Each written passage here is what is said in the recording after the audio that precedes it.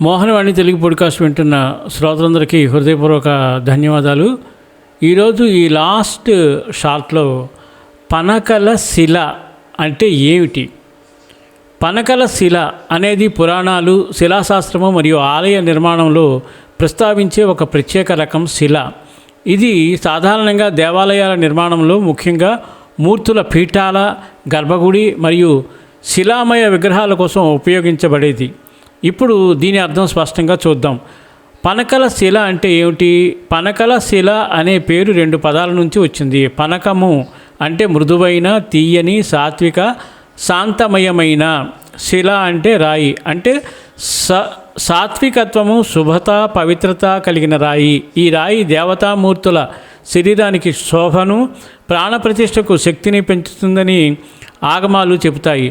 పనకల శిల లక్షణాలు: గట్టి అయిన లోపల మృదువుగా ఉండే నిర్మాణం, మట్టి వాసన, భూమి శక్తి కలిగిన రాయి. దీని మీద చెక్కిన మూర్తులు మృదుమయ రూపం పొందుతాయి. నీరు, పాలు, అభిషేక ద్రవ్యాలు సులభంగా శోషించుకుంటుంది.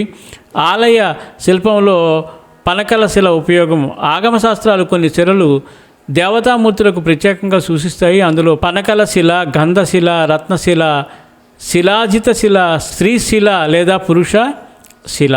ఇవన్నిటిలో పనకశిలను శుభప్రద శిల అని అత్యంత పవిత్రంగా చెబుతారు. పనకల శిలతో చేసిన దేవతలు అధికంగా శైవక్షేత్రాల్లో, కొన్ని వైష్ణవ దేవాలయాల్లో పీఠాలను, శిలామయ శివలింగాలను ఈ రాయితో తయారు చేస్తారు. కొన్ని పురాణాలు చెబుతున్నాయి.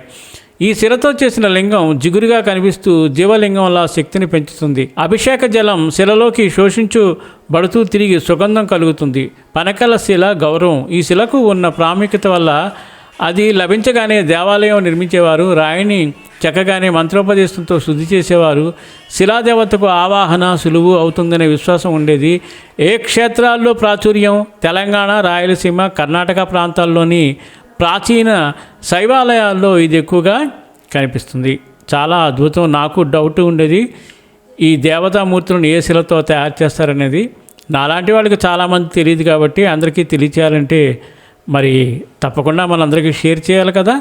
సర్వేజన సుఖినో భవంతు, లోకా సమస్త సుఖినో భవంతు. ధన్యవాదాలు. స్వస్తి.